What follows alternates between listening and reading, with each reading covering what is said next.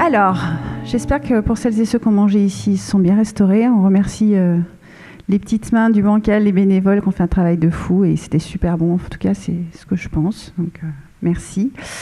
Voilà, alors cet après-midi, l'idée, c'est de réfléchir ensemble à l'adaptation du territoire et de l'agriculture locale au changement climatique, aux modifications. Et du coup, on a essayé de... D'ailleurs, je suis devant toi. Hop, voilà. On a des intervenants qui travaillent en fait à différents degrés sur l'agriculture. On va du coup donner la parole à tout le monde et puis l'idée ça sera de se dire quelles sont nos difficultés, ce qu'on rencontre, peut-être un constat qu'on a pu faire et puis les pistes qu'on essaye de mettre en œuvre et qui nous semblent judicieuses à partager. Du coup, bonjour Michel. Du coup je vais te donner peut-être le micro à moins qu'on en ait un autre. Non, bah écoute, je vais te donner le micro. Est-ce que, du coup, tu peux peut-être te présenter, dire qu'est-ce que tu fais ? Bonjour, je m'appelle Michel Ayel. Je suis maraîcher à Sauvé-Sange. Je suis installé depuis 1996. On fait des légumes et on a des vaches laitières en plus. On vend nos légumes sur le marché de Craponne et sur le marché d'Ambert. Et on a vu une évolution de la météo. Les 10 premières années, les hivers étaient à peu près marqués. Maintenant, il n'y a plus d'hiver. Et même au printemps, les printemps ne sont pas comme avant, moins pluvieux et plus chauds. Sur notre exploitation, on produit des légumes de saison, mais on fait de plus en plus, ça fait 2 ans, on a essayé de faire des melons et ça marche même à côté de Craponne. Bon, la période est plus courte, mais on arrive à manger des melons au mois d'août et en septembre. Merci beaucoup. Et du coup, il y a quand même, par rapport à une certaine habitude qu'il y avait dans l'agriculture, il y a des choses que tu as dû modifier dans ta façon dans ton exploitation, des choses que vraiment tu ne peux plus prévoir de la même façon ? Il y a des légumes où les premières années, on les réussissait bien. On faisait du chou-fleur en été, alors que maintenant on en fait plus automne, voire même en hiver. Et du coup, c'est facile de prévoir parce que j'imagine, alors moi je connais pas du tout, donc je vais dire, je dis des choses bêtes, alors je m'excuse à l'avance et soyez indulgents. Mais je me dis, ça doit être compliqué parce que je le vois en tant que personne. On a du mal à savoir la météo pour le week-end prochain. Alors j'imagine vous qui avez plein de choses à prévoir. En fait, comment est-ce que vous faites pour envisager, organiser votre travail ? Le travail, c'est un peu plus compliqué parce que y a des périodes, on peut avoir une semaine où on a de grosses précipitations, alors qu'avant c'était plus régulier. Il y en avait plus souvent, mais pas des précipitations comme maintenant. Après, dans une semaine, on peut avoir, je veux dire, presque deux ou 3 saisons, parce que on peut avoir un jour où il fait très chaud et puis 2 jours après on peut avoir de la neige. Ça arrive.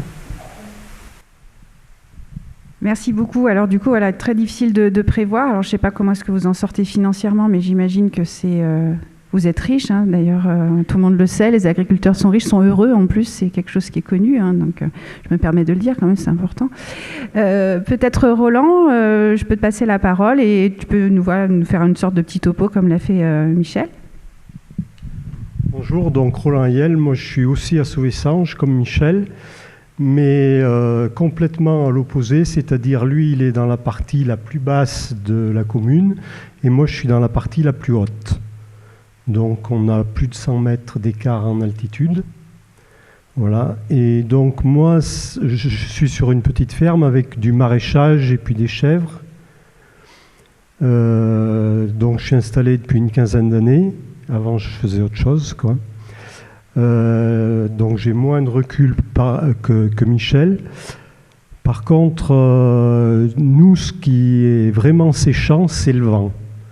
Nous, on a énormément de vent.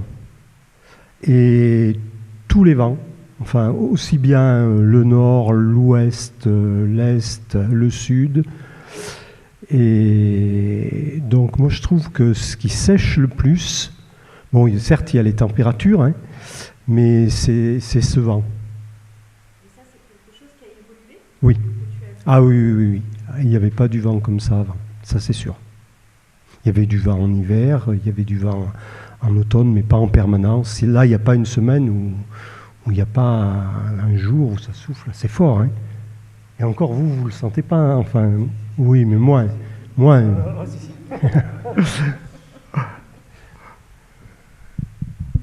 Merci. Alors c'est quelque chose pour une novice comme moi, le vent, j'avais même pas capté que ça avait une incidence sur une exploitation. Alors peut-être pour les bêtes, non ? Ou c'est même pour le maraîchage ?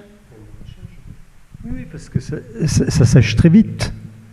Et donc après de la pluie, on a un sol qui fait croûte et puis qui respire plus, quoi.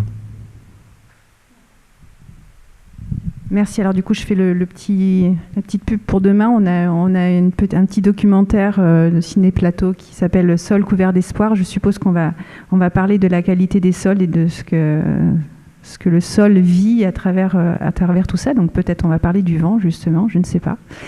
Chloé, je vais te passer la parole. Alors tu représentes Retourne AMAP, qui est à Retournac, une AMAP. Et donc vous travaillez avec des producteurs et vous rencontrez quelques petites difficultés actuellement. Merci. Donc je m'appelle Chloé, je suis référente producteur à la MAP de Retournac.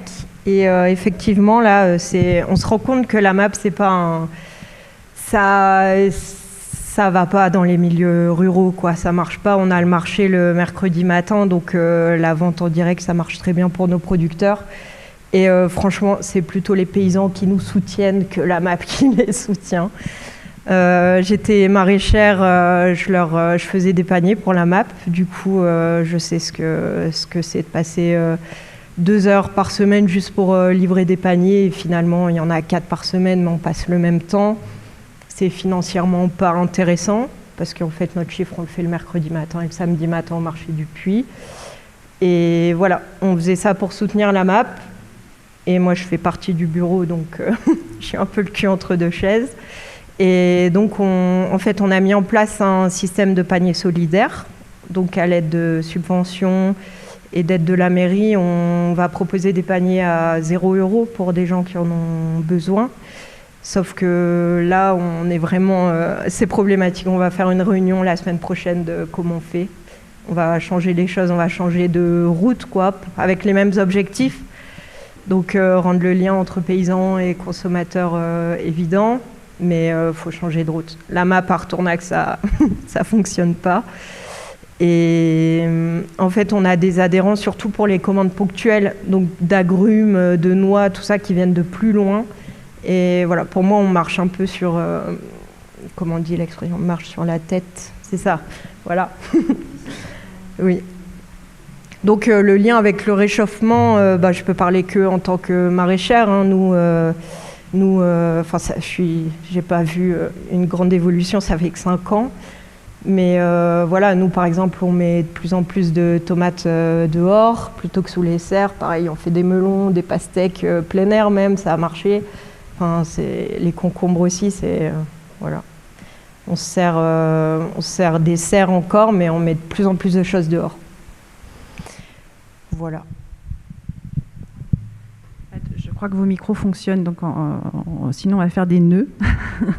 Je trouve intéressant quand même de se dire, parce que je crois que je vais passer ensuite la parole à Benoît par rapport à ça, parce qu'il y avait la question de la MAP, de là d'où je viens, en fait ça marche très bien, puisqu'en fait, il n'y a pas de circuit de paysans en direct qui est installé.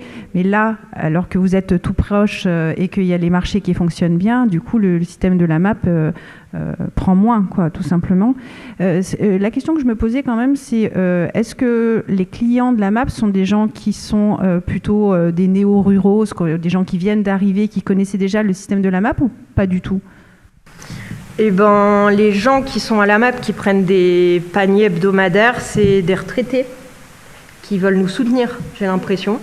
J'ai un regard très critique parce que j'en ai un peu marre de ce fonctionnement.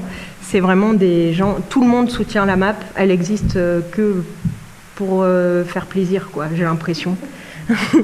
Et c'est problématique, moi ça me dérange. Et donc les paniers solidaires, ça met un enjeu en plus qui est intéressant. Mais je pensais à modifier un peu les choses, à par exemple faire des ateliers le mercredi matin au moment du marché. Parce que du coup, en fait, à Retournac, à côté du lieu de livraison, de distribution des paniers, il y a un CPH. C'est un centre qui accueille des migrants, mais qui sont en instance. Ils ne restent pas longtemps, ils restent quelques mois avant d'aller à Saint-Jean. Enfin, je n'ai pas trop le nez dedans, donc je ne sais pas trop comment ça se passe. Mais on voudrait faire des ateliers avec eux parce que, évidemment, ils viennent de pays étrangers, ils ne savent pas comment on cuisine le pané ou voilà. Donc, plutôt faire des ateliers là-dessus plutôt que de s'emmerder à trouver des producteurs pour faire des paniers pour des retraités qui vont au marché quand même le mercredi matin. Ça n'a pas de sens. Donc voilà, prendre un autre... D'accord, donc en fait, la modification et le changement climatique, c'est pas ça l'enjeu pour l'instant, c'est rien que l'existence de la MAP et le fait que, en fait, ce n'était pas un service, c'est plus, voilà. La MAP, en fait, le problème, c'est qu'on a des subventions de la MAP nationale. Donc, il faut exister pour avoir les subventions, mais on est partagé dans le bureau. Moi, je serais plutôt d'accord pour changer de direction totalement, de trouver des subventions ailleurs pour les paniers solidaires et de faire autre chose complètement. La MAP, ça marche pas en milieu rural, on arrête. Ça marche dans les villes, pas ici.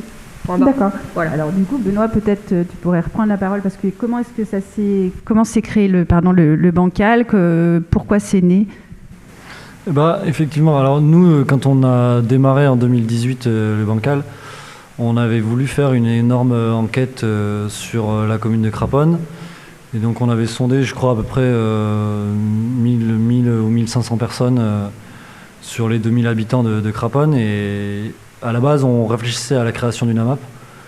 Et en fait, c'est pas du tout ressorti. C'était quelque chose, soit que les gens connaissaient pas du tout, soit il y avait ce côté, les gens ont besoin ici de voir pour acheter. L'idée de prendre un panier sans savoir ce qu'il y a dedans à l'avance, ça leur paraissait complètement dérisoire, voire insensé, parce qu'il y a cette habitude de toucher, de voir sur le marché, etc. Et moi, pour avoir vécu un peu dans d'autres villes plus grandes et d'avoir fréquenté les AMAP, il y a cette dimension solidaire avec l'agriculteur. Ici, je trouve qu'il y a moins cette confiance aveugle de se dire simplement je vais simplement imaginer mettre mon argent à l'année en ressources pour le paysan. Ils sont plutôt, je pense, à se dire en fait, si on fait ce métier-là, c'est un choix. On peut acheter des légumes ou pas, ou de la viande ou du pain et les choisir, mais on ne va pas mettre 20 € par semaine, par an pour pouvoir payer directement la personne comme ça. Donc du coup la MAP on l'a laissé tomber carrément et c'est pour ça qu'on a monté une petite boutique parce qu'on voulait quand même garder ce lien direct entre guillemets.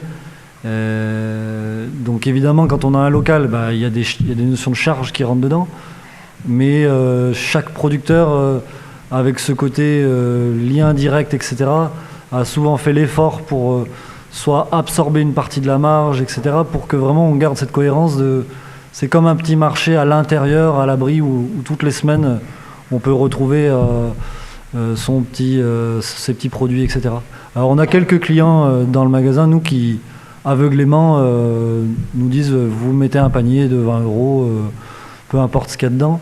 Mais pour répondre à la question, c'est souvent des gens qui viennent de l'extérieur et qui ont connu le système AMAP qui font ça. Je pense que c'est plus un côté solidaire que de faire des courses. Et globalement ici, je pense pas qu'il y ait cette envie de solidaire aveugle, quoi. Et après, du coup, pour parler un tout petit peu du temps bon, moi, je suis installé simplement depuis 2017, donc j'ai pas de recul par rapport à certains producteurs qui sont là depuis beaucoup plus longtemps. Alors, j'ai grandi dans la région, donc je me rappelle un peu petit comment étaient les hivers, etc. Par contre, moi, au niveau du jardin, donc moi, je fais un peu de jardin et un peu de céréales pour moudre, pour faire mon pain. Et effectivement, le vent, j'ai l'impression vraiment que c'est mon pire ennemi, quoi. J'ai un peu de serre, etc., mais c'est toujours un affolement de voir ces bâches tous les jours trimballer dans tous les sens. J'ai l'impression que le vent s'arrête quasiment plus. Et effectivement, sur le sol, en fait, le vent, il va juste, même quand on travaille un tout petit peu, qu'on gratouille un peu le sol, si on sème, le vent assèche, une demi-heure après qu'on ait gratté, la terre paraît toute sèche. Et donc effectivement, il faut semer un peu selon la météo pour attendre juste la pluie qui va venir après pour espérer que ça germe. Et après, moi, je travaille de plus en plus sous couvert. Donc je récupère un peu les bottes de foin, les bottes de paille qui traînent un peu dans les champs, les choses comme ça, dont les agriculteurs veulent pas, ou moi maintenant je suis un peu plus autonome en paille. Et du coup je paille un maximum mon jardin.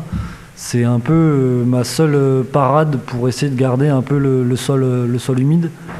Et donc j'ai un terrain très incliné plein sud, très très séchant. Ici c'est les terrains, vraiment c'est du sable chez moi. Et les étés comme 2022-2023, franchement, les légumes étaient magnifiques fin mai, juin. Et puis pendant 2 mois, il n'y a rien qui a bougé, quoi. C'était affolant, on a l'impression que tout avait grillé, tout allait mourir. Et en fait, tout a un peu attendu, peut-être grâce à la paille ou je sais pas. Et après, aux premières pluies, on a pu récolter en septembre, octobre, plus tard. Mais en fait, les étés asséchants comme ça... c'est vraiment, je trouve, un peu la misère pour les récoltes. Et ce qui me fait me dire qu'il va y avoir des soucis, c'est... J'ai assisté il y a quelques semaines à une conférence du SDIS Haute-Loire qui va catégoriser la Haute-Loire comme un département du sud de la France dans quelques années. Donc ils sont en train de monter des plans vigilance feux de forêt, incendie, etc. Parce qu'ils savent que d'ici 2000, alors les pronostics c'est 2030, 2040, 2050, ils savent pas, mais ils savent en tout cas qu'on aura exactement les étés qu'on a dans le sud ou qu'on avait dans le sud il y a 5-10 ans. Donc il va falloir effectivement adapter un peu nos cultures, les variétés et la façon de travailler un peu le sol. Voilà. Merci beaucoup. Alors tu m'offres une transition rêvée. On a Karine de l'association Grenaille qui va pouvoir prendre la parole pour parler justement de variétés, de semences et des enjeux qui sont liés à tout ça. Donc je représente l'association Grenaille qui est basée à Jax près de Chavagnac, de ce côté-là. Donc on est à environ 200 adhérents, de jardiniers amateurs jusqu'à semenciers confirmés, maraîchers. Et donc nos objectifs, on en a 3. Le premier objectif, c'est la sauvegarde des semences paysannes. Le deuxième objectif, c'est effectivement d'avoir une maison des semences qui est basée à Jax pour conserver ces semences. Et le troisième objectif qui nous tient à cœur, c'est de partager les savoirs qu'on a collectés depuis plus de 10 ans, puisque Grenaille a commencé en 2009 et a été officialisé en 2013. Donc on a collecté des savoirs sur la production de semences paysannes et on essaye chaque année de les divulguer à ceux qui veulent bien venir les écouter. Donc on a initié un petit projet qui s'appelle les jardins de la graine à la graine. On organise des événements mensuels ou bimensuels sur des lieux variés. Ça peut être dans des jardins partagés, ça peut être dans des salles pour faire des conférences. En tout cas, on essaye d'intéresser les gens sur la production de semences et sur l'autonomie. Parce qu'on s'aperçoit que la plupart des semences auxquelles les jardiniers courants, on va dire, ont accès sont des semences hybrides sans pour autant que ce soit marqué. Et nous, notre credo, c'est plutôt les semences que les gens appellent anciennes, mais nous, on préfère dire paysannes, c'est-à-dire qu'elles sont reproductibles et elles ne font pas appel à des manipulations quelles qu'elles soient, parce qu'elles deviennent de plus en plus pointues, les manipulations. On ne va pas rentrer dans ce détail-là, mais il y a des choses intéressantes à aller creuser là-dessus. Et donc, dans notre maison des semences, on avait jusqu'à présent 200 semences, 200 variétés. Et comme on n'est pas assez nombreux pour garder toutes ces semences, on a réduit un petit peu nos variétés en choisissant des variétés qui sont plus rares et dites locales, avec une consonance justement locale. Alors ça rentre un petit peu dans le questionnement parce que ces semences-là, elles sont adaptées peut-être au changement, du coup, puisqu'elles sont locales, elles ont vécu ces changements que les collègues maraîchers décrivent, et peut-être qu'elles aussi, elles savent s'adapter comme nous, on essaye de s'adapter. Et c'est un peu notre enjeu. Et du coup, c'est quelque chose qu'on a beaucoup entendu, la pauvreté des variétés fait que lorsqu'il y a une maladie, lorsqu'il y a des problématiques, il n'y a pas de solution B, ni C. Et ça permet la variété, la robustesse du vivant qui est magnifique. Nous, on a essayé de tout calibrer pour que ce soit joli, pour que ce soit efficace. Et du coup, on se rend compte que ce n'est pas forcément une solution loin s'en faut, on va dire. Du coup, alors je suis désolée. Sébastien. David, tu peux venir nous rejoindre. Il y a ton petit badge, on va trouver une place. Alors voilà, ce qui est intéressant, c'est que du coup, on a plein de gens pour discuter et qu'on ont une expérience. Donc voilà, c'est un petit peu hybride justement comme proposition de discussion, mais ça a son intérêt. Donc Sébastien, bonjour. Alors peut-être tu peux te présenter ? Je suis agriculteur en bio depuis 2013 à côté de Craponne, à Bonne-sur-Arzon, et donc je suis en vente directe, farine, lentilles, un peu de viande et puis transformation fromagère. Voilà. D'accord. Alors la question qu'on a essayé de traiter au départ, c'est de faire une sorte de petit constat. Est-ce que toi, tu as observé des choses, des modifications ? Le constat est il est clair par rapport. Moi, je suis agriculteur entre guillemets depuis toujours, donc c'est la ferme familiale. Donc j'ai connu la ferme à l'âge de 7-8 ans et je suis toujours resté sur cette ferme, mais on s'aperçoit bien qu'au point de vue des hivers, c'est catastrophique. On n'a plus de gel, comme je disais une fois à Benoît, c'est que le simple exemple de cette année, c'est la première année que je rentre mes vaches allaitantes à l'intérieur. Elles avaient un parc qui était bien exposé, avec une cabane en dur, bien paillée, et en fait on s'aperçoit qu'il n'y a plus de neige, donc il n'y a plus de gel, et donc les vaches sont dans la boue. Donc on ne peut plus mettre les vaches dehors, même serait-ce juste pour les sortir, le temps qu'elles se dégourdissent les pattes, quoi. Donc elles étaient à l'intérieur, et ça, je remonte à des années 95, même en 90, elles étaient dehors, quoi, l'hiver. Elles craignaient rien. Après, par rapport aux cultures, les cultures, c'est plus délicat parce que il faut bien se dire qu'elles ont un stress hydrique.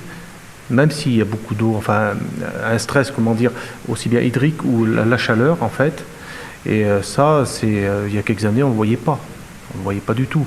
On chope plus facilement des maladies qu'on n'avait pas avant. Moi, j'ai chopé il y a 2-3 ans la carie, ça faisait des années que je ne l'avais pas eu. Donc il y a des solutions de traitement, vinaigre, oui, petit lait, il y a des solutions.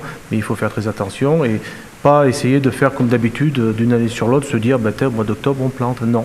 Il faut écouter le temps, il faut toujours dire, regarder un peu les lunes aussi, ça marche quand même un peu, encore quand même, et se dire, voilà, si la terre va bien, il faut aussi bien semer au mois d'octobre qu'au mois de novembre, sans hésiter, quoi.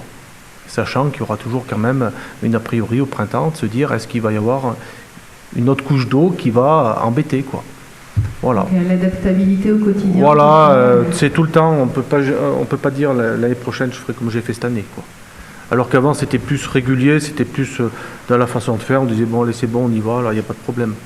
Le simple exemple de prairies, on se met les prairies au mois d'août, ça allait très très bien, mais on s'aperçoit que le terrain est beaucoup plus séchant l'été Même si beaucoup disent qu'on a eu beaucoup de pluie l'année dernière. Oui, moi le premier, je dis on a eu beaucoup de pluie. Mais en fait, on a très peu de réserves en Haute-Loire. Très peu. On a des petites nappes phréatiques, des petites poches à droite, à gauche, mais en fait, oui, c'est en surface. Voilà.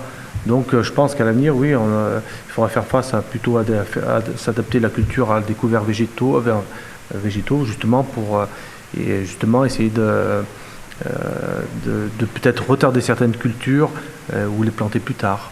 Est-ce que tu as dû renoncer à certaines cultures? Pour l'instant, non, mais à contrario, on voit qu'il y a certaines cultures qui sont plus faciles à faire maintenant. Mais c'est ce qu'on a commencé à évoquer, voilà. Des melons, des pastèques. Oui, moi j'essaye de la mer et on va voir les mouettes. Voilà, moi j'essaye le lin cette année, on verra bien. Après bon, il y a quelques années j'avais lancé le petit épeautre, le grand épeautre. Bon, c'est des plantes qui s'adaptent facilement quand même à notre terrain. Mais bon, il y a quelques années, il y a 20 ans, on ne les aurait pas essayés. Le lin, je l'ai essayé, il a 2 feuilles. Voilà, bon, c'est exceptionnel, quoi. Mais de l'autre côté, voilà, à contrario, voilà, mon blé, moi je fais très attention. Alors je ne faisais pas d'attention, on ne se posait pas la question. Et pourtant, j'ai toujours gardé mes variétés d'une année sur l'autre. Et même pour se dire, cette année, il y a des parcelles sur Bellevue qui sont en terrain pourtant séchant que je n'ai pas pu semer à l'automne. C'est incroyable. Et d'ailleurs, ceux qui ont voulu semer, le résultat était 0, minable. Donc, voilà, il y a un changement, ça c'est sûr. Donc une prévisibilité, je crois que vous l'avez toutes et toutes dit, qui est compliquée. Alors les pistes, elles sont multiples, mais elles sont tout sauf parfaites, parce que tout le monde découvre au fur et à mesure tout ce qui se passe et doit être très attentif. En fait, vous avez besoin quelque part même d'acquérir des connaissances. Pour celles et ceux qui viennent d'arriver, ça doit être très compliqué. David, je vais te passer la parole si tu veux bien t'approcher. Donc, tu as ouvert une pépinière micro-ferme qui s'appelle les Jardins de Biloba, donc au lieu-dit d'Ouillou, donc juste à côté de Craponne. Si tu veux nous en dire 2 mots. Oui, c'est ça, bonjour. Moi, oui, je suis jeune installé, donc ça fait 3 ans maintenant. Donc j'ai pas du tout de recul sur la météo locale. J'apprends plutôt, voilà, parce que je venais du sud, donc de la Drôme.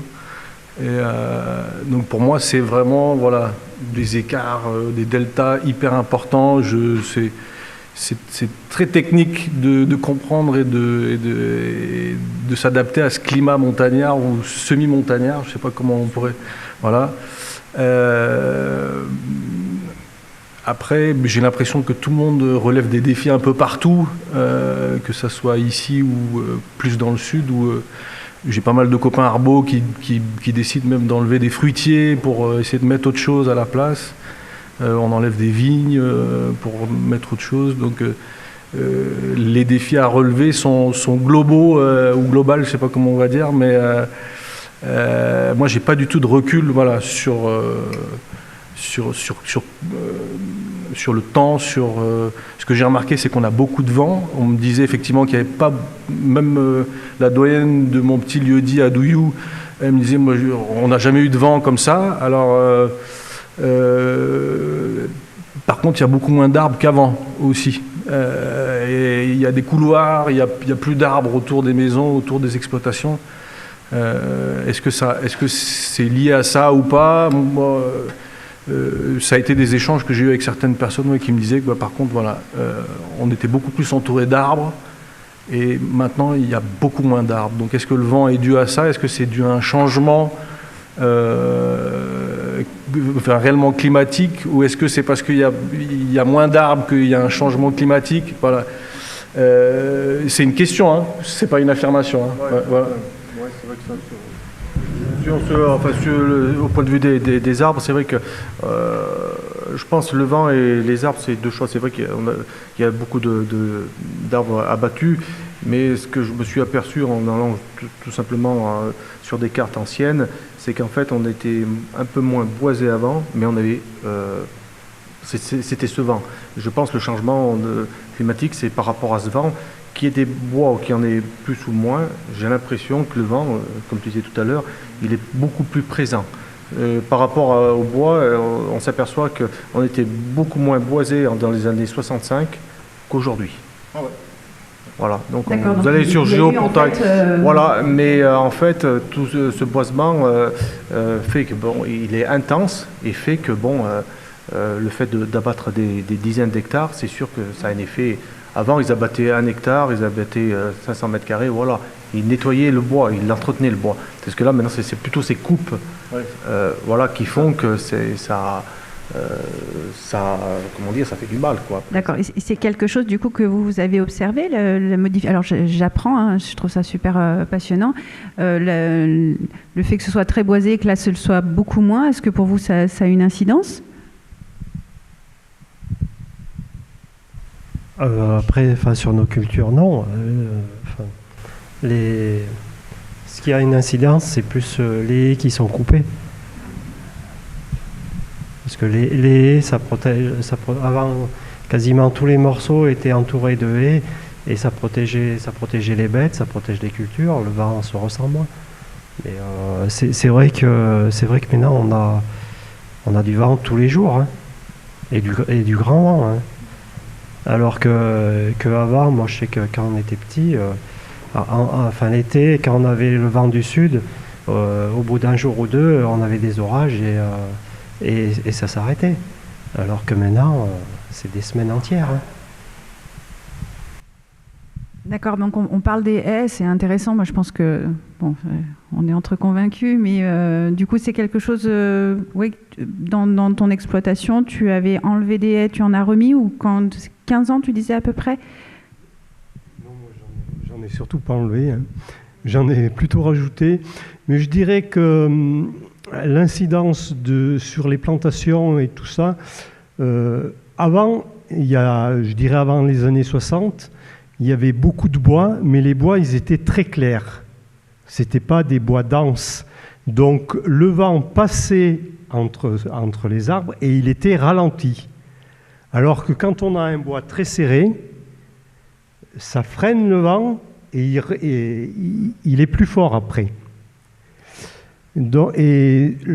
Aussi, ce qui a disparu, c'est tous les arbres isolés, tous les feuillus, parce que le feuillu, il freine vraiment le vent. Les frênes, les merisiers qu'il y avait en bord de champ qui ont été rasés. Donc bon, ça c'est des petites choses, hein, c'est pas seulement ça.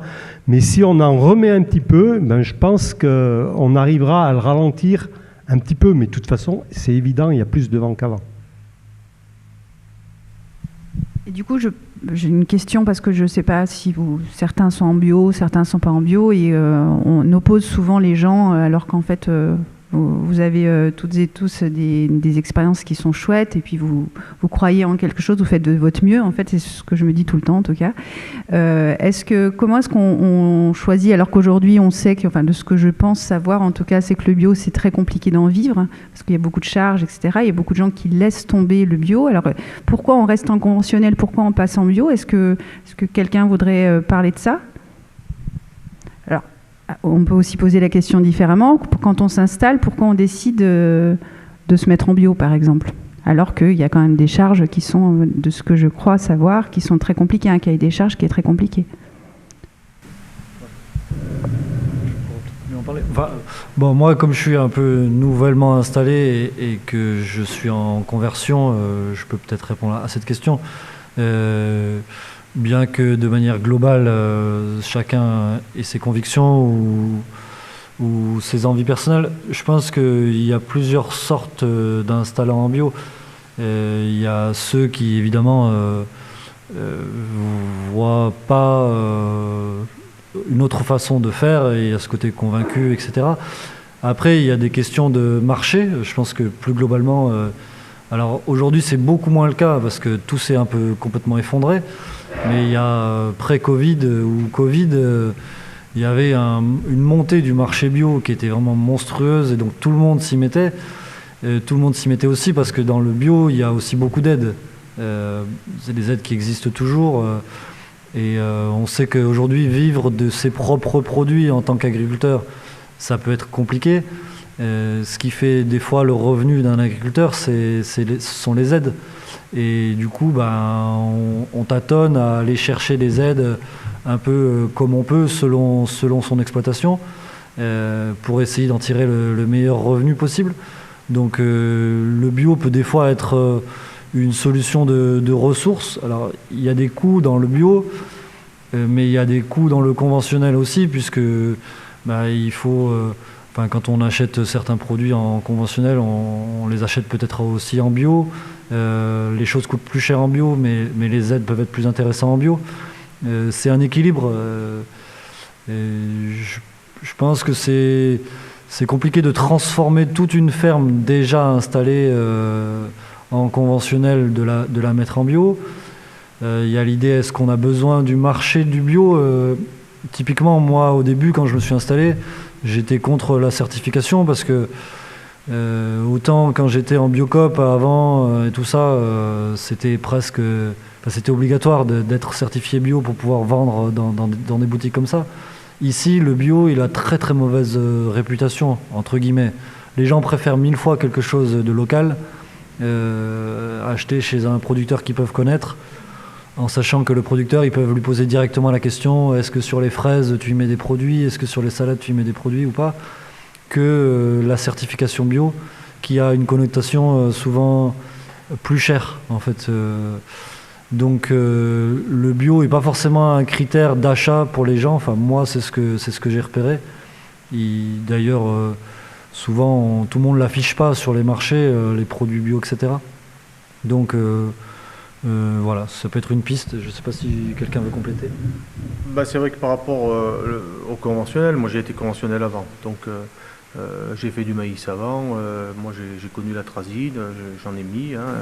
Voilà, après la reconversion fait qu'aussi à un moment donné on met des produits et on a une culture de maïs qui fait qu'on n'a qu'une culture, vous mettez une prairie à la place, vous avez 2-3 ans, 4 ans où vous pouvez ramasser dessus. Et puis après c'est gourmand en eau, après vous apercevez que si vous n'avez pas le temps, c'est une période actuellement où tout le monde prépare les terres de maïs. Et puis après le maïs, je me suis aperçu qu'en ayant fait du maïs depuis 89 jusqu'en 2009, donc ça fait 30 ans, en 89 vous plantiez en fait comme les autres semences, du maïs, un petit coup de désherbant et c'était réglé et le maïs poussait. Aujourd'hui, je pense que le conventionnel, ça serait intéressant d'en parler avec eux, c'est qu'ils mettent de plus en plus de produits pour le même résultat. Donc, le choix du bio, c'était de se dire finalement, c'est peut-être pas la peine d'en mettre du produit, d'avoir peut-être un peu moins, mais de pérenniser la récolte. Et puis après, voilà, donc maintenant, c'est aujourd'hui, le produit, avant c'était un herbicide, aujourd'hui c'est un fongicide en plus et un insecticide par-dessus. Alors que moi, j'ai connu que les herbicides, quoi. Donc il y a bien quelque chose qui se passe qui fait que le bio a quand même une certaine valeur et même aux yeux des agriculteurs, ça interroge. Mais cela dit, comme Benoît disait, et comme je dis, c'est que quand vous êtes dans un système, vous êtes pris dans un système conventionnel ou bio, conventionnel, c'est des fois difficile de revenir en bio et de se dire, moi maintenant j'ai des chiffres, j'ai une compta à rendre, j'ai des emprunts, j'ai pas le choix, il faut que j'avance, quoi. Et donc, c'est dur de basculer. Mais je suis sûr qu'il y a beaucoup d'agriculteurs qui voudraient faire le pas, mais qui ne peuvent pas parce qu'aujourd'hui, ils sont tenus poings et liés par les banques. Voilà. Et puis, il y a les choix de certains organismes qui poussent l'agriculture à toujours mieux faire, alors qu'on pourrait peut-être moins faire. Et puis aussi, il y a une notion de quantité de nourrir la planète, certes, mais aussi, il faudrait éduquer les gens peut-être à un peu moins manger. C'est pas de moins manger, mais de manger différemment. Parce qu'en fait, on aurait toujours tendance à vouloir trop manger.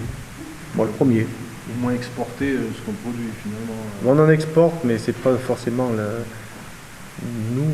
Mais c'est... Oui, pas toi, mais voilà, sur les grandes cultures, du coup. Voilà, après, je pense qu'ils ont d'autres problèmes aussi. Et bon, après, je pense que c'est dur aussi bien conventionnel que bio. Mais l'avantage que nous, on a en bio, c'est qu'on n'a pas acheté les produits. Oui, moi ce que j'ai appris en arrivant ici, c'est qu'il n'y a pas le gentil bio et le méchant conventionnel. Et il y a quand même des façons d'aborder les choses qui sont beaucoup plus nuancées ici. Moi j'apprends beaucoup justement au contact des gens. Et je me rends compte qu'il y a des schémas en venant de la ville en fait, qui sont facilement véhiculés en fait, et qui sont la plupart du temps complètement faux, en fait, tout simplement. Donc je suis ravie déjà qu'on puisse en discuter de façon apaisée, qu'on ne soit pas sans cesse à se dresser en fait en disant j'ai raison, j'ai pas raison. Là, je trouve que c'est intéressant de se poser des questions en tout cas. Et du coup, la question dont tu parlais, David, c'est le fait d'exporter. Donc, ce que j'ai compris moi, c'est qu'il y a beaucoup justement que ce soit pour le maïs, de grandes cultures donc en conventionnel qui sont pour l'exportation pour la nourriture animale, pour nourrir en fait les animaux qui ensuite donc exportés, qui ensuite reviennent. Donc c'est pas on parle pas de local hein, bien sûr. Et du coup c'est vrai que la question donc dans les plans d'adaptation du territoire, les PAT, dans ce que pensent en fait les gens qui vivent en local et qui s'installent, ils voient rarement maintenant des grandes exploitations. On n'est plus sur des petites exploitations qui s'installent et les grandes qui deviennent toujours plus grandes. Est-ce que c'est juste Est-ce que c'est quelque chose que vous constatez? C'est-à-dire quelqu'un qui rentre, qui reprend une ferme, qui arrive et qui est comme vous, hein, on va dire que ça fait 10 ans, 10, 20 ans, on voit plutôt petit. On ne pense pas forcément à une énorme chose, on est plus dans quelque chose de raisonné, en fait, même si c'est pas bio, dans une dimension de ferme qui est plus accessible, ou pas du tout? Ou c'est pas du tout quelque chose... Moi, j'ai l'impression qu'il y a toute une image des grands champs avec les gros tracteurs qui est un petit peu partie, en fait, qui fait plus rêver grand monde. Je pense que dans notre région, moi personnellement, c'est mon avis. Après, il y aura toujours les exploitations toujours plus grosses voudront toujours être un peu plus grosses. Parce qu'il y a toujours ce côté économique qui fait mal aux exploitations. Il ne faut pas rêver. Hein. Il y a des charges, les charges augmentent. Mais après aussi, pour avoir travaillé un peu avec la SAFER, j'ai été touché par rapport à travailler avec la SAFER. Et en fait, ce qui se passe, c'est que des fois, il y aurait des exploitations qui seraient potentiellement reprises individuellement. Mais le problème, c'est que se pose la question aussi que ces petites exploitations puissent être reprises par quelqu'un, un jeune qui soit motivé. Et des fois, on a des exploitations qui pourraient être prises par quelqu'un, mais le jeune ne veut pas forcément s'installer seul sur une ferme. Parce qu'aujourd'hui, il y a la notion aussi de week-end, de temps libre, qui fait qu'aujourd'hui, certaines exploitations partent à l'agrandissement. J'ai 2-3 exemples en tête où ça va se passer cette année, des fermes qui vont être reprises. Bon vouloir de l'agriculteur de laisser à un jeune, il le laissera à un jeune, mais un jeune qui va être en GAEC. Parce qu'il y a toujours cette notion de temps aussi, on veut un week-end comme tout le monde. Donc être à deux, c'est pour ça qu'après l'exploitation grossisse. Le plus gros inconvénient de ces grosses exploitations, c'est de trouver à l'avenir des jeunes qui soient capables de mettre un billet sur la table. En étant petit, on peut toujours mieux transmettre. Moi, j'ai le problème qu'on a aussi, on a quand même une grande exploitation, mais l'avenir se posera de transmettre. Est-ce qu'on sera capable de transmettre à nos jeunes? D'où la question de se dire, est-ce qu'il ne vaut mieux pas baisser, et puis après essayer de diviser, si on peut, pour faire plusieurs petits. Mais est-ce qu'on aura les jeunes en face? Voilà. Aujourd'hui, ça doit être compliqué quand même de se lancer lorsqu'on n'a pas d'ancrage familial dans... C'est possible, parce que des fois, il y en a qui n'ont pas du tout d'ancrage et qui réussissent très bien. Mais et je pense que moi, mon garçon est dans une école d'agriculture, et on voit bien qu'il y a quand même une certaine motivation des jeunes. Mais après, il y a beaucoup de travail à faire dans les écoles. Et puis après dans le monde agricole, parce que le monde agricole, c'est assez quand même terre à terre, quoi. C'est à moi. Oui, terre à terre, mais ça fait du bien. On devrait avoir un petit peu plus de mise en valeur des agriculteurs, parce que vraiment, le boulot que vous faites tous et tous, moi, j'en serais complètement incapable. Et puis cette détermination, et puis après, il y a quand même, du coup, cette imprévisibilité par rapport au temps, ces nouvelles données par rapport au vent, de ce que vous nous expliquez. Comment est-ce que vous voyez, on va dire, les 10 ans à venir? Qu'est-ce que vous pensez à quoi vous allez devoir vous adapter? Alors moi, je dirais à l'imprévisibilité, au fait qu'on ne peut plus rien prévoir, mais... Ouais, si je peux répondre un peu là-dessus, je pense que c'est un peu ce qui caractérise tous les gens qui sont autour de la table. C'est aussi la notion de ne plus faire qu'une seule chose. Finalement, l'autonomie qu'on peut tous avoir, c'est parce qu'on a des fermes assez polyvalentes, et du coup, des années où certaines récoltes ou certaines choses sont plus compliquées, elles sont compensées par le fait que soit on a des bêtes, soit on a du lait, de la viande, soit on a des céréales, des légumes. Et du coup, alors, tu parlais d'aide. Moi, c'est quelque chose que je redécouvre aussi. J'ai la chance d'être vachement bien entouré dans mon village aussi et de pouvoir compter sur les agriculteurs qui sont dans mon village. Alors presque tous, hein, mais en tout cas une grande partie. Et voilà, ce côté coup de main, entraide, il existe encore un peu. Donc ce côté conseil aussi, le fait de savoir qu'on galère des fois tous sur des moissons qui sont catastrophiques pour tout le monde. Bah, des fois ça fait du bien de se dire que tout le monde galère un peu et que c'est normal et qu'il y en a un qui essaye quelque chose et l'autre va peut-être essayer autre chose et pouvoir échanger sur le recul qu'on a sur des essais. On a le frère de Michel qui fait beaucoup d'essais aussi sur des cultures différentes. Donc l'agriculture est encore se remet beaucoup en cause aussi, je pense, et essaye des nouvelles choses pour essayer de prévoir l'imprévisibilité. Donc il y a plein d'espoir, je pense. Après, le gros avantage qu'on a ici, c'est que on vend aussi beaucoup en direct et on a une clientèle qui répond vraiment super bien à tous les produits qu'on peut faire. Donc c'est quand même une stabilité, je pense, de savoir qu'on peut compter sur tous ses clients et qu'on peut vendre en direct une partie de notre production, quoi. Du coup, c'est quelque chose aussi que j'ai découvert ici, c'est que le bio est beaucoup moins cher ici qu'ailleurs, en fait. Si on passe en direct, c'est quelque chose que je n'avais pas forcément en tête, un petit peu avec les AMAP, mais moi qui me fournis au bancal depuis un petit moment, c'est moins cher qu'à Super U, quoi. Sur le bio et le pas bio, non, mais en vente directe, on le voit sur le marché, hein, franchement aussi, les produits sont pas chers ici. Après, les produits sont pas chers, mais les salaires et les retraites sont pas très élevés non plus. Donc, mais la clientèle est là. Hein. Faut voir le marché de craponne qu'on a, on a de la chance. Hein. Donc tant que ça perdure, on a des chances de survivre, hein, je pense.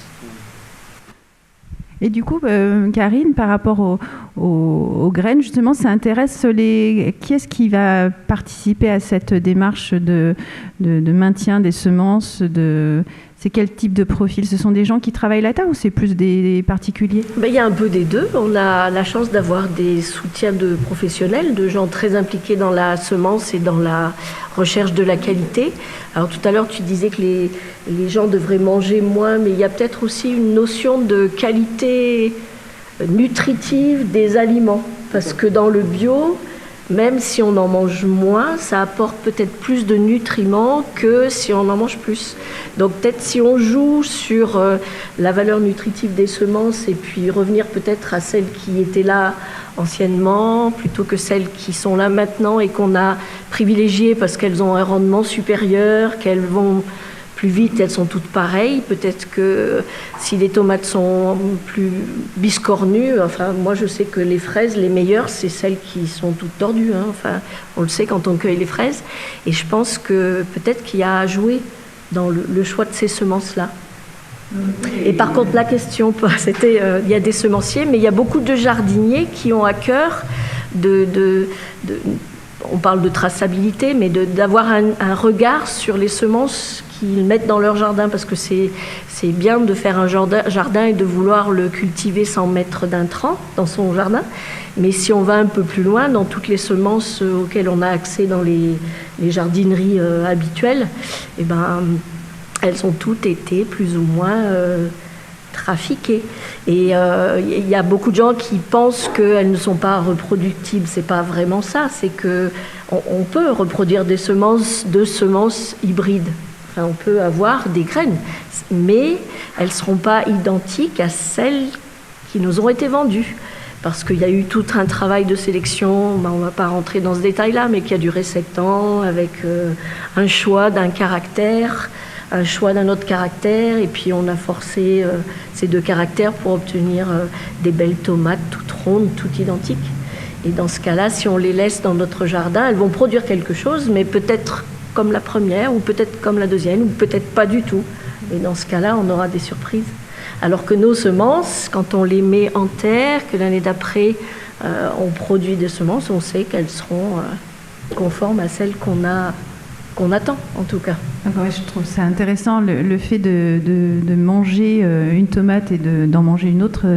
Au niveau nutritif, ce ne sera pas la même chose. Et on sait qu'il y a en plus une notion de santé publique. Il y a un enjeu énorme par rapport à la nourriture. Je ne vais pas parler de choses trop graves, mais quand même, on sait qu'il y a une explosion des cancers. On sait que tout ce qu'on met dans la terre, ça a une incidence. Tout ce qu'on respire, ça a une incidence.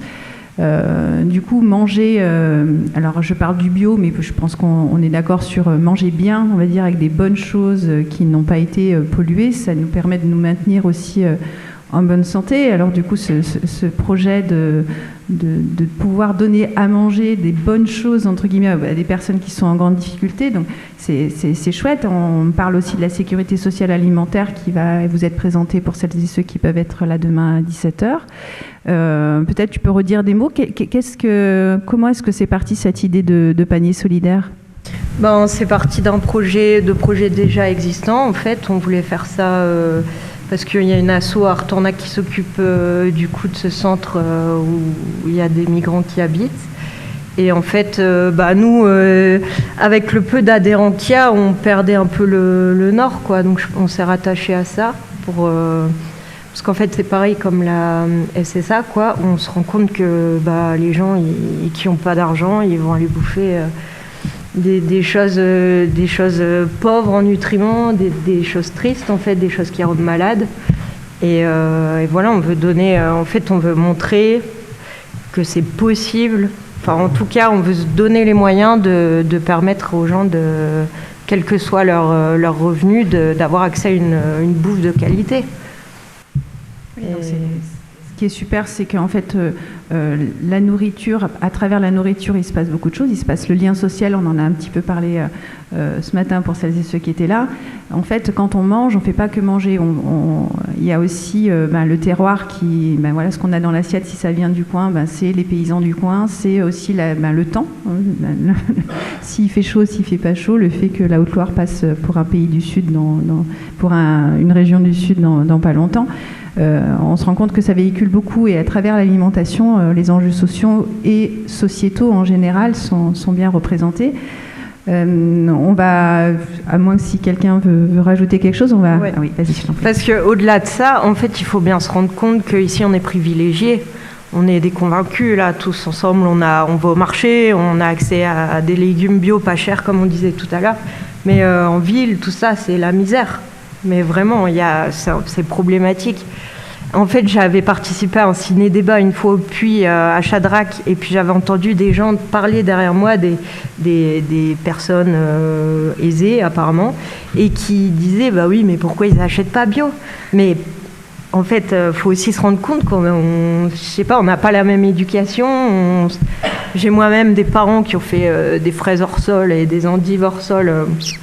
Bien chargés aujourd'hui ils réfléchissent autrement, mais j'ai vécu avec une éducation comme ça conventionnelle, j'ai vécu là-dedans et puis en fait c'est difficile. Là je suis avec vous tous qui êtes dans l'alternative, tout ça, mais c'est difficile quand on n'y est pas.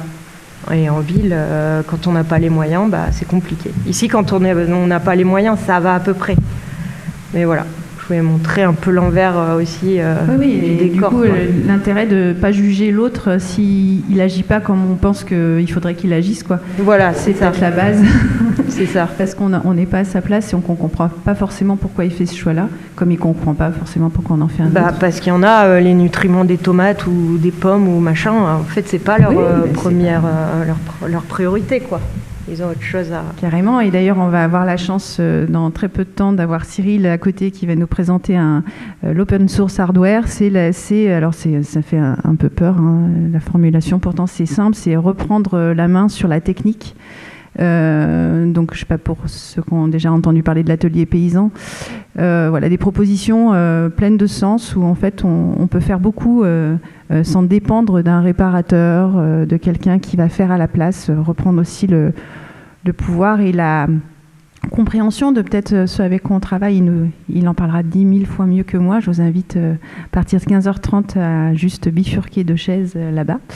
Et puis, si vous avez envie, on va pouvoir discuter ensemble. Je vais vous passer le micro pour réagir, poser des questions, donner votre avis.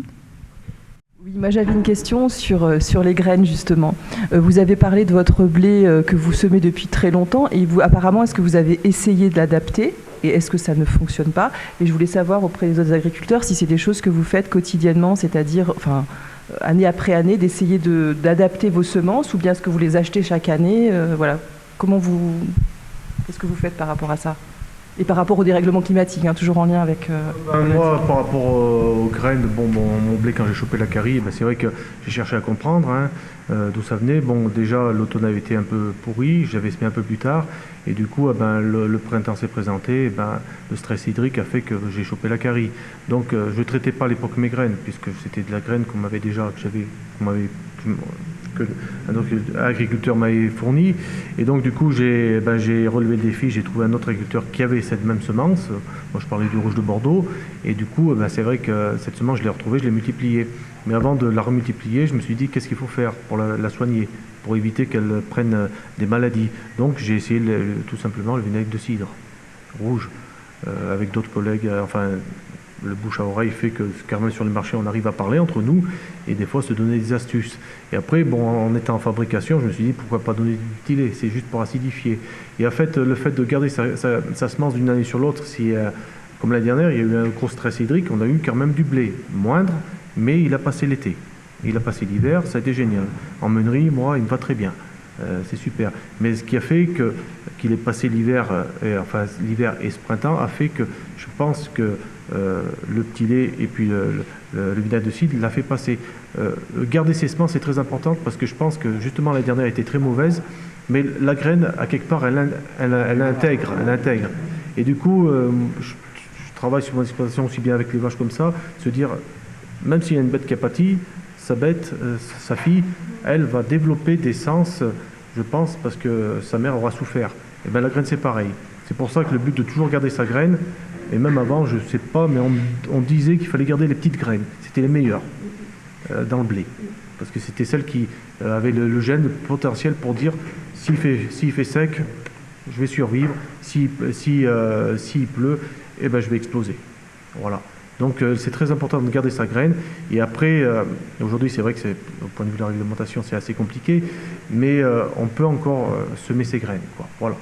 Et c'est très important parce qu'en plus, quand vous vendez pour Benoît son pain, ou moi quand je vends ma farine, aussi je vends une partie de l'exploitation, le travail qu'on a fait, le terroir qu'on fait.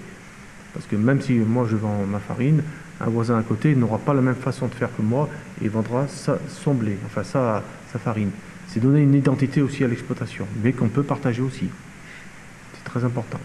Et donc la culture, voilà. Je ne sais pas si j'ai répondu à votre question. Voilà. Et donc vous êtes optimiste, vous arrivez quand même à adapter certains... C'est de toute façon avec tout ce qu'on a, ce que l'on fait, en fait c'est plus un contact avec la nature qu'on a, je pense, moi que j'avais pas avant, avant 2013, entre guillemets, j'avais pas ce contact-là, mais c'est plus que la graine va m'expliquer, va me faire comprendre, la nature va me faire comprendre. Aujourd'hui, quand je sème, je regarde si la terre est chaude, s'il n'a pas trop plu. Je regarde la météo, oui, je regarde sur Internet la météo pour donner le maximum de chance. Là, j'ai semé mes lentilles, mais j'ai regardé pas mal de choses, de critères pour qu'elle lui donne le maximum de chance de pousser tout de suite. Voilà, alors après, c'est elle qui va décider. Mais si j'ai une mauvaise année, ça m'est arrivé, je ne lui en voudrais pas quand même, et je réadapterai ma façon de faire, ou j'ai semé trop tôt, ou j'ai semé trop tard, ou j'ai choisi la bonne culture avant. C'est voilà, je ne sais pas si ça répond.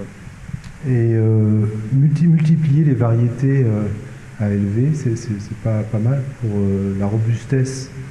Multiplier plusieurs variétés sur le même champ. Oui, ça serait. J'ai jamais fait. Parce que ça étale un peu. Je veux dire, quand il y a un risque de maladie, ça touche peut-être une variété, les autres autour. Ça c'est un peu. Moi, j'ai peut-être essayé, fait un temps de planter avec des pommes de terre et du blé sur la même parcelle. Ah non, mais là je parle de blé. Mais de blé. De blé ancien, pas de blé. Plusieurs variétés de blé. Au départ, j'étais en multi. Maintenant, je fais une seule variété. Une seule variété. Parce que après plusieurs variétés mélangées, il y a quelques années, ça a été très bien. Mais je pense que les gens faisaient plusieurs variétés en même temps parce qu'ils avaient très peu de graines anciennes. Et donc, pour faire des hectares, ils rassemblaient certaines graines, quoi, en fait. Oui. Mais le risque qui est aujourd'hui, moi je le ferais pas. Avant je le faisais, je pouvais faire du seigle avec du blé, mais c'était pour les bêtes. Mais mélanger plusieurs blés, vous risquez peut-être de favoriser une, et peut-être que la plus faible va rendre malade celle qui, voilà. Donc je préfère maintenant. Moi j'aurais pensé plutôt le contraire. Enfin moi c'est mon avis. Après voilà, je sais pas ce que vous en pensez. Après. Moi, Daniel, je viens de l'adaptation radicale et une question que je me pose, je fais un petit peu je travaille dans des fermes en volontaire ou des trucs comme ça, mais j'ai jamais été agriculteur. Je me demandais si vous jouez ou si vous avez pensé, si certaines personnes ici pensent sur dans l'optique de s'adapter à des climats qui varient de plus en plus et qui sont de plus en plus imprévisibles. Je pensais aux précoces et aux tardifs. Alors, je sais pas si ça s'applique tellement bien au blé, mais globalement, je me dis que sociétalement, on s'est adapté à des saisons super régulières en disant « je peux faire des fraises 2 semaines avant les autres si je prends telle variété ». On a colonisé les bords de saison, le bord précoce et le bord tardif, en sachant précisément à quelle gueule allait avoir la saison en moyenne chaque année, parce qu'on avait des saisons relativement stables. Donc on a pour plein de légumes, en tout cas, des précoces, des milieux de saison, des tardifs, etc.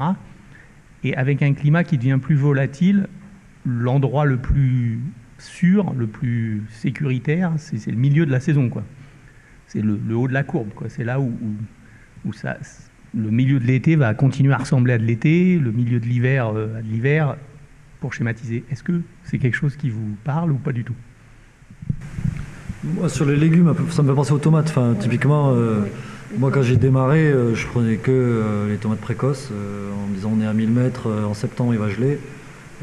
Mi-mai il gèle aussi, donc si on veut ramasser les tomates, on n'a pas beaucoup. Et en fait, moi maintenant j'arrive à ramasser les tomates quasiment jusqu'à début novembre, quoi. Sous la serre, quand il y a 1 ou 2 nuits un peu compliquées, un voile ou 2. Donc du coup maintenant je fais des tomates tardives, des grosses tomates cœur de bœuf, les trucs comme ça. Ça passe très très bien. Après, il y a peut-être d'autres choses dans les légumes. Ça me fait penser aussi aux arbres aussi.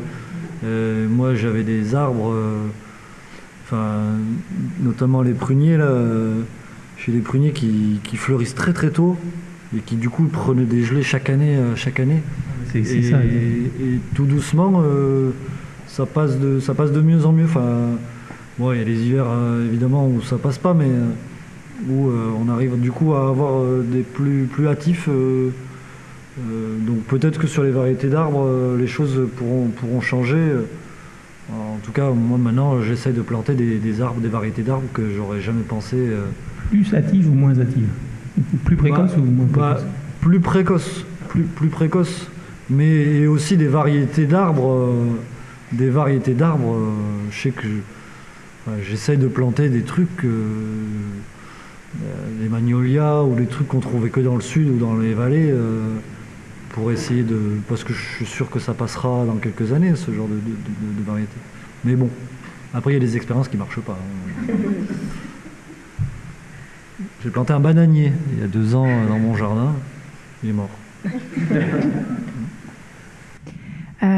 Alors bonjour, moi c'est pour faire part d'un témoignage indirect parce que je ne suis pas du tout agricultrice, mais il y a un agriculteur qui est sur Rosières qui m'a expliqué qu'il allait se mettre au pois chiche, à la fois pour essayer de répondre un peu au changement climatique et aussi parce que avec les législations sur la biosécurité, c'est devenu trop compliqué pour lui de faire de l'élevage de porcs.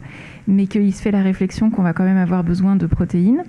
Et du coup, il voudrait partir sur du pois chiche avec des modes de transformation qui ressembleraient un petit peu aux galettes de soja qu'on peut manger, ou voilà, pour s'adresser à un public qui mange moins de viande et qui a quand même le souci d'avoir des protéines végétales. Voilà, c'était juste pour ce petit témoignage pour dire qu'il y a aussi des gens qui ont pensé carrément à ça. Merci beaucoup. On va conclure cet échange qui était très riche. Vraiment, merci beaucoup d'avoir écouté, parlé, donné vos témoignages. Alors bien sûr, le week-end se prolonge et il y a plein d'aspects qu'on va essayer d'aborder ensemble. En tout cas, c'était très très instructif. Donc merci à nos intervenantes et intervenants. Et puis, je vais vous proposer d'aller manger des crêpes avant de passer à l'atelier. Merci à tous.